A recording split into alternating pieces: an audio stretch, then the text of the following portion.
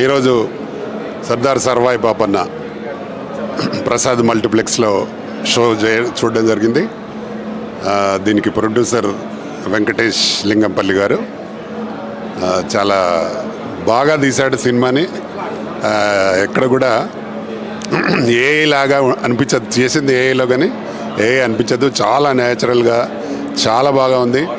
మా వాళ్ళందరూ చూసి చాలా చాలా హ్యాపీగా ఉన్నారు. నేను కూడా మూవీ చూడడం జరిగింది.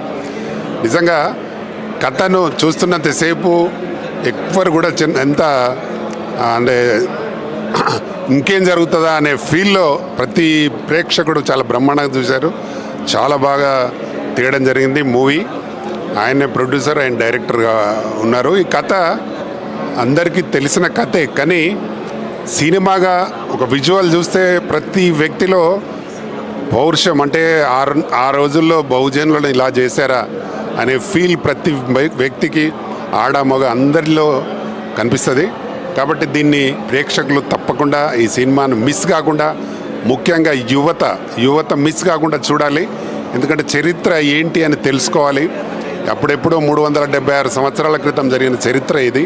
దాన్ని తప్పకుండా యువత అంతా, ఆడపిల్లలు కానీ మగవాళ్ళు కానీ యువత మెయిన్గా దీన్ని తప్పకుండా చూడాలి. ఎందుకంటే అప్పుడు బ్రిటిష్ వాళ్ళు మన ఈ హిస్టరీని కూడా ఇక్కడ లేకుండా ఎక్కడో లండన్లో పెడితే అక్కడ లైబ్రరీలో స్టోరీని తీసుకొచ్చి ఇక్కడ ఈ సినిమాగా రూపొందించడం అనేది చాలా గ్రేట్. కాబట్టి దీన్ని తప్పకుండా ప్రేక్షకులు అందరూ చూడాలి. నేను కూడా ఈ సినిమాను గతంలో సూపర్ స్టార్ కృష్ణ, సుమన్, మా జహీంద్ని పెట్టి సినిమా చేసిన నేను డైరెక్షన్గా. అదే అప్పుడు 2003, అప్పుడు ఎవరికి తెలియదు సినిమా అంటే. మా పాపాన్న అంటే అప్పుడు ఎవరు తెలియదు. ఈరోజు పాపాన్న అంటే ప్రతి ఊర్లో తెలుసు, ప్రతి ఊర్లో విగ్రహాలు ఉంటాయి. కాబట్టి తప్పకుండా బహుజనులంతా ఈ సినిమాని చూస్తే బ్రహ్మాండంగా సంతోషపడతారు. అలాగే బీదవాళ్ళు ఎవరున్నా, కష్టపడేవారు ప్రతి వాళ్ళు దీన్ని 100% ఎంజాయ్ చేస్తారు. తప్పకుండా ఈ సినిమాని చూడండి. Thank you.